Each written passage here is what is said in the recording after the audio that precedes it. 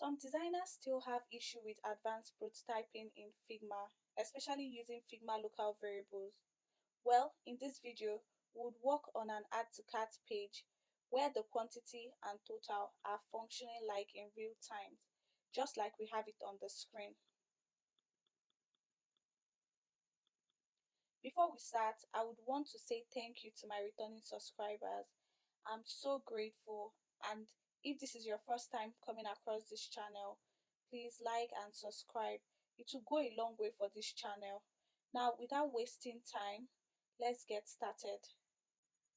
Now, the first step we want to take towards achieving what we want for this project is to go straight to our local variables and create a variable collection for this cart. So right here are the different collections we've created previously in our previous videos. You can go check them out if you haven't seen the video and if this is something you would want to learn. So what we want to do is to come over to this icon, click on it and create collection. Now this collection, we're going to call it add to cart, so you can identify the collection.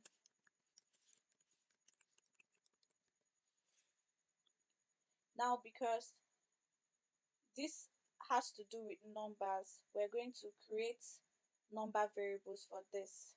So we'll come over here and create variable. So we have the first one. We're going to have three variables here. One will be for the quantity, one will be for the price, and the last one will be for the total. So this first one is going to be quantity. But before then, let's go ahead and duplicate it to get the other two. So what we have to do is to right click and duplicate variable and do it one more time. Now this first one would have the price or quantity, which is this,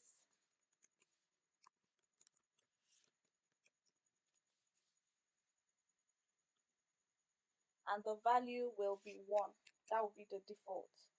The second one would have price and the value would be 3.99.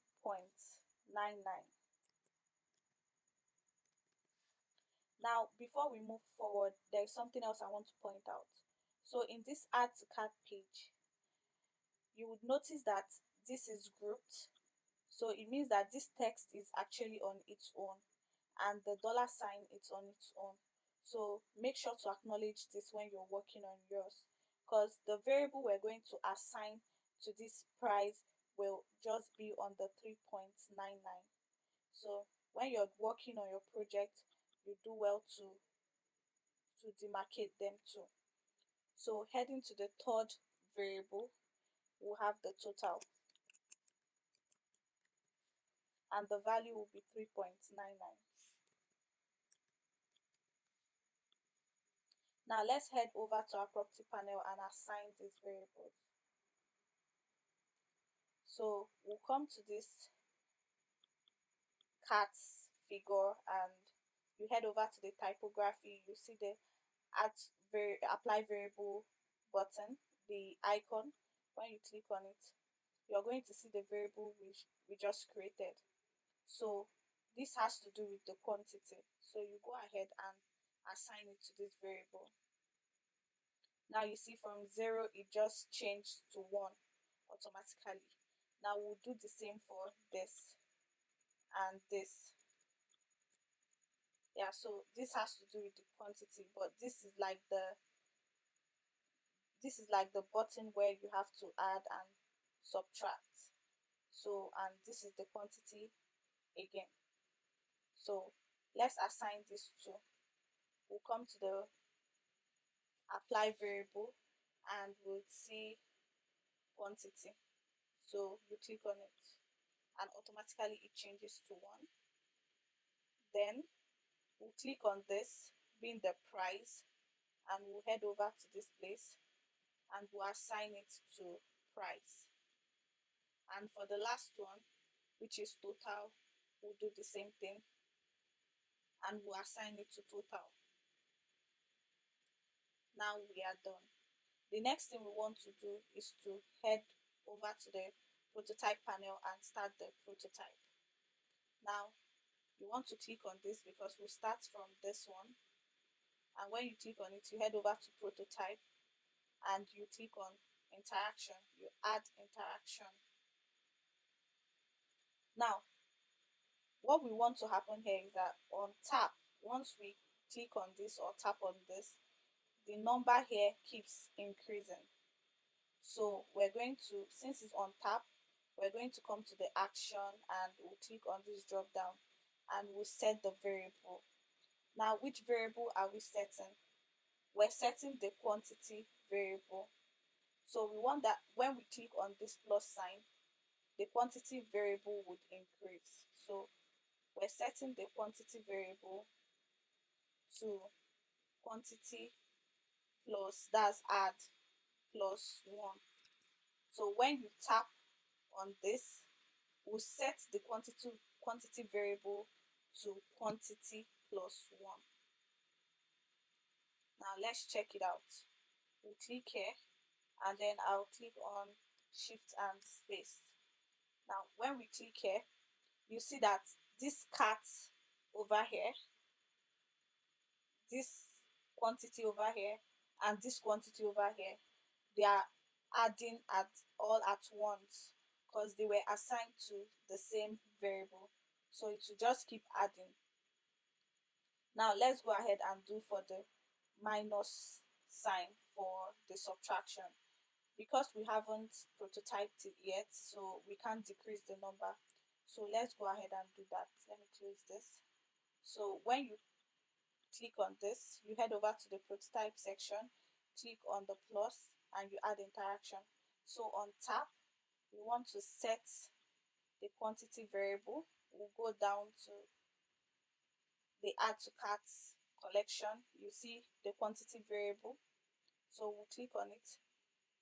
We'll set it to quantity subtraction, that's quantity minus 1. Now let's go ahead and check it out. So shift and space. Now we can add and everything is moving at once, and we can subtract. Yeah. Now the problem we'll run into is that we want this to actually end at 0, but because you just told it to minus 1, it's going to keep doing that and it's going to enter the negative sign. So you get things like minus 1, minus 2, and that's not even possible. We don't want that. So we're going to go ahead and work on that right now. Now what we want to do is to set condition to this. So when we click on this,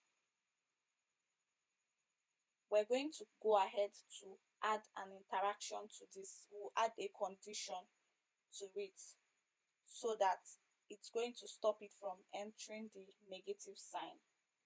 So what we want to do is to come over to this action and you click on this drop down and you click on check if else. Now you click on it. Now we're going to set a condition that if the if is already here, so if, then we have to write the condition now. So we head over to this add to cart. Now if the quantity is not equal to, that's the condition we're going to set. So if it is not equal to 0, we'll add action.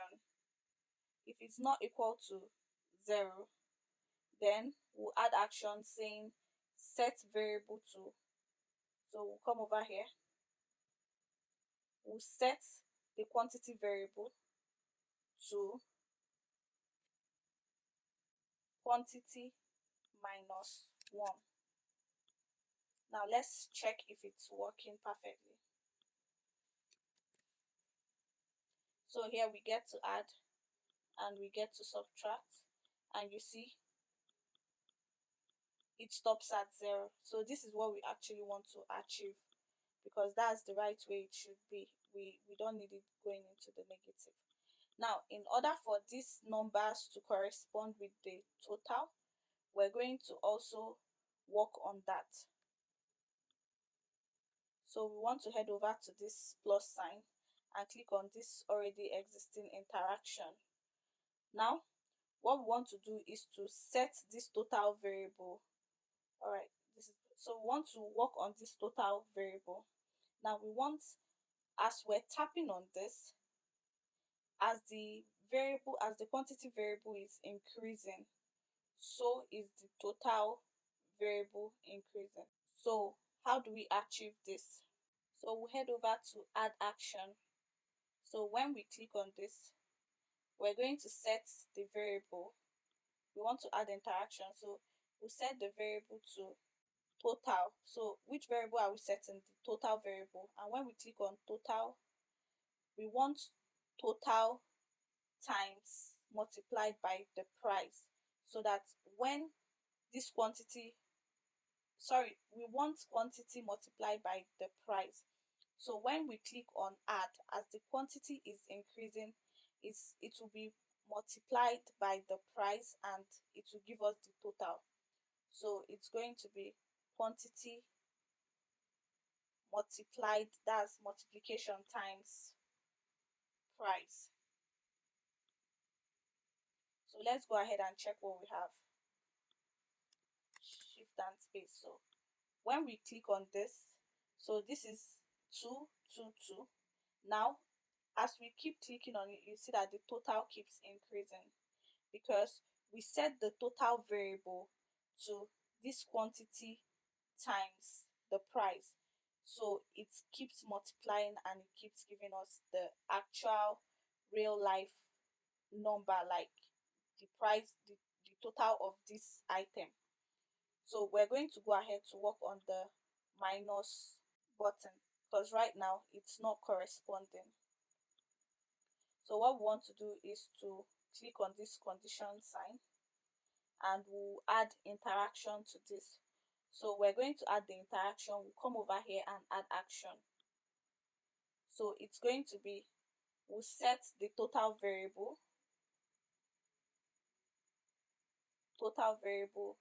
to quantity multiplied, that's multiplication, quantity times price.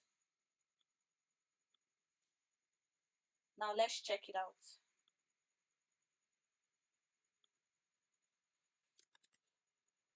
So we can add and it keeps adding, and we can subtract and the number keeps going down, yeah, till it gets to 0. So this is quite simple. Just know what you want to achieve, you think about it, and then you try to work on it and you just get what you want to achieve. So I hope this tutorial was helpful. If you're confused about anything, you can ask questions, you can leave them in the comment section and I will attend to your questions. And if there's any video you want me to make for you, please leave it in the comment section and I'll make out time to make that video for you.